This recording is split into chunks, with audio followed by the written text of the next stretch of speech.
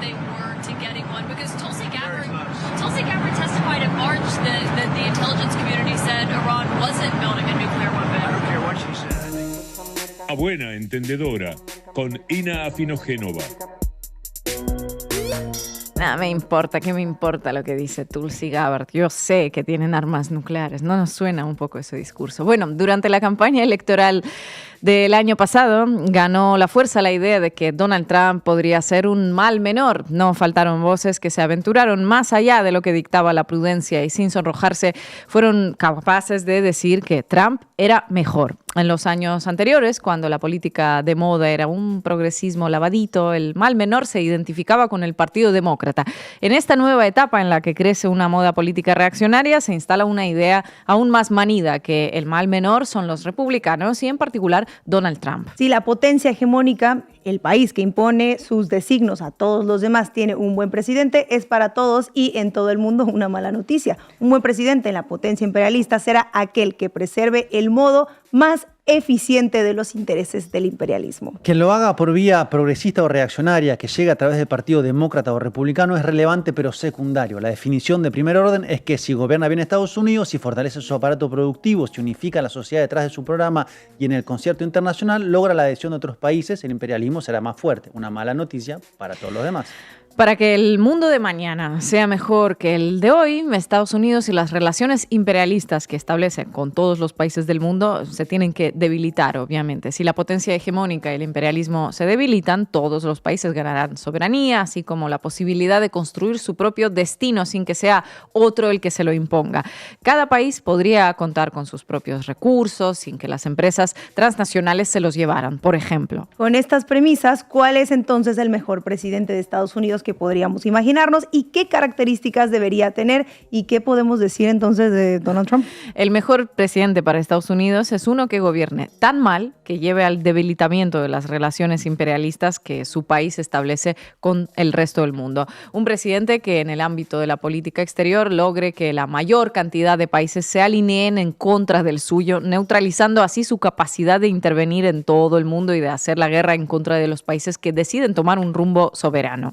En el ámbito de la política interior se podría decir ya que Donald Trump es este presidente que debilita la cohesión social, que fractura la sociedad y que la va conduciendo a enfrentamientos cada vez más agudos. Ejemplos de ellos sobran y los acabamos de repasar. Trump es mejor que Joe Biden. Trump es menos malo que Kamala Harris. Viendo lo que pasa en Estados Unidos y lo que hace y deshace por el mundo, Trump es peor, muchísimo peor, y esa es la paradoja, porque dependiendo de la respuesta y de la voluntad para articularse, de la reacción de todos los demás, Trump puede a fin de cuentas resultar mejor por ser el peor. Ahora nos explicamos. En su primera presidencia, Trump buscó fortalecer el imperialismo estadounidense en su versión unilateral, pero las inconsistencias y los excesos contribuyeron al objetivo inestimable de debilitarlo. ¿Pudo en aquel momento con Irán? No.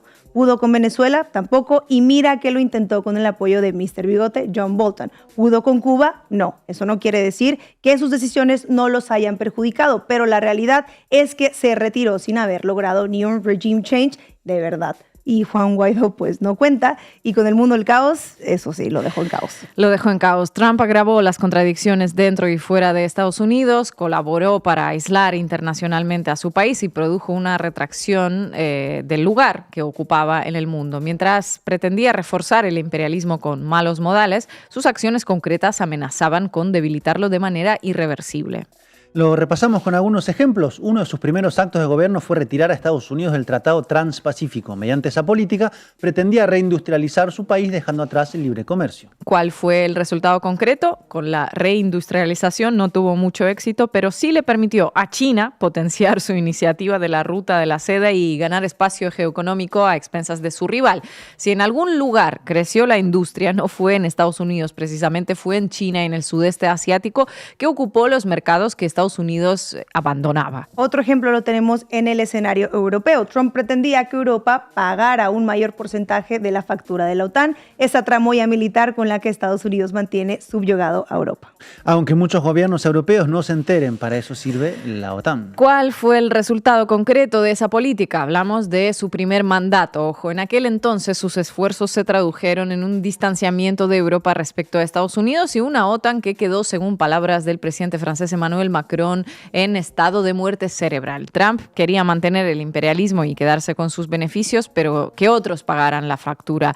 ¿Qué logró? Que los que tenían que pagar la factura se hicieran los distraídos. Ahora la cosa está cambiando, eso sí, pero más bien a pesar de Trump y no gracias a él. Los primeros meses de esta segunda presidencia de Trump están despejando una incógnita que cabía tener hasta antes de su asunción. El segundo Trump es, al igual que el primero, un instrumento idóneo para debilitar el imperialismo estadounidense, o por el contrario, los think tank que trabajaron para esa candidatura, principalmente la Fundación Heritage y el Instituto de Houston, lograron saldar esa falencia y dotar a este nuevo gobierno de una geoestrategia imperialista viable. Bueno, falta que corra mucha agua bajo el puente para tener una respuesta definitiva. Lo cierto es que la visión alucinada de que Donald Trump es un soberanista y no un imperialista recargado no llegó ni siquiera al día de su asunción. Antes de la asunción declaró su deseo de anexionar Canadá, Groenlandia y Panamá. Luego propuso hacer un emprendimiento inmobiliario en Gaza y, bueno, ahora se apresta para bombardear Irán. También autorizó para enviar a Israel bombas de 2.000 libras que Biden se había negado a entregar. Y luego de hablar de un posible acuerdo con Irán, incluso con una posible mediación de Rusia, va y llama a una evacuación de Teherán. Uno se pregunta, ¿cuál es el plan? ¿Existe un plan o según va viniendo, vamos viendo? Según va viniendo, vamos viendo en otros aspectos también. No pudo parar ninguna de las guerras que prometió detener. ¿Se acuerdan de la promesa de terminar la guerra en Ucrania en 24 horas o esta de parar las guerras así en general? We defeated ISIS in record time, but we had no wars. They said, he will start a war. I'm not going to start a war. I'm going to stop wars. Bueno, no las va a parar ni en 24 horas, ni en 24 días, ni me temo en 24 meses. De hecho, tiene pinta de que, firmado el acuerdo de minerales con Volodymyr Zelensky, Trump tira la toalla en esta guerra, en la de Rusia-Ucrania, dejándoles a estos países un espacio para pegarse, como dijo en su boletín oficial Truth Social. A veces hay que dejarles pelear por un tiempo, como en el hockey. Los deja pelear un tiempo, pero mientras tanto Estados Unidos continúa abasteciendo a Ucrania de armas, principalmente con aquellas que había aprobado Joe Biden antes de dejar la presidencia. Pero ojo, Trump también autorizó 2 paquetes de ayuda de 50 y 30 millones. Millones con M y no P de millones. O sea, nada, pero bueno, ahí están. Ahí están. Al igual que ocurrió en su primera administración, Trump está empujando a Europa hacia una política exterior más independiente que los gobiernos europeos no tienen ganas de asumir, francamente. La demostración más clara la tenemos en la guerra entre Ucrania y Rusia. Otra vez, Europa podría poner fin a esa conflagración desatada en su propio perjuicio, pero en su lugar prefiere alimentarla para ver si se debilita Rusia, que, bueno, hoy volvía a lanzar un masivo bombardeo contra Kiev, que se saldó con 14 víctimas civiles contabilizadas hasta el momento, aparentemente aprovechando que los ojos del mundo entero están puestos sobre Oriente Medio. O sea que, en resumen, ese Donald Trump que asumió presumiendo que acabaría con las guerras, que volvería a ser grande a Estados Unidos otra vez, y quizá con el Premio Nobel de la Paz en mente, que quería que le tocara, tiene el mundo hecho un caos por falta de estrategia, quizá por improvisación pura y porque Estados Unidos pues ya no es el mismo que era. Y tampoco el mundo es el mismo que era, ¿no? Si Donald Trump continúa el rumbo que anunció ayer por la tarde, tendremos una nueva y devastadora guerra en el mundo, de esas que él dijo que no empezaría.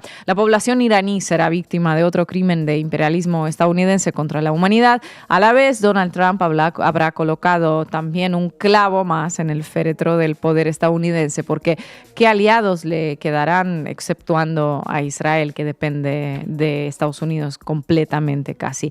El supuesto soberanismo de Trump no es distinto al soberanismo que ejercen siempre las potencias imperialistas. Soberanía propia para arrasar y ocupar las soberanías ajenas. Si en algo se diferencia es en su mayor brutalidad. Esto tendrá consecuencias para Estados Unidos, obviamente, pero también para el mundo entero. El morir matando en acción. Gracias, compañeros. These countries are calling us up, kissing my ass. They are dying to make a deal. Please, sir, make a deal. I'll do anything, sir.